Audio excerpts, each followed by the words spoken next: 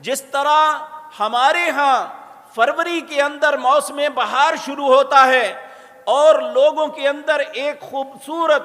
موسم کے اندر ایک خوبصورتی چھا جاتی ہے،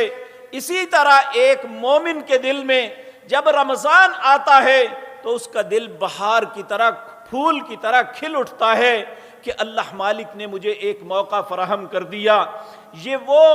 دن اور راتیں ہیں جس میں ہر دن اور رات کو عتقم من النار، کتنے ہی خوش نصیب ہوں گے جنہیں اللہ جہنم سے آزاد کر دیں گے۔ اللہ مالک ان میں ہمارا نام بھی لکھ دے، لیکن اس کے لیے ہمیں کچھ کرنا پڑے گا۔ یہ بات یاد رکھیں، ہم سب مسلمان ہیں، مسلمان ہونے کے ناطے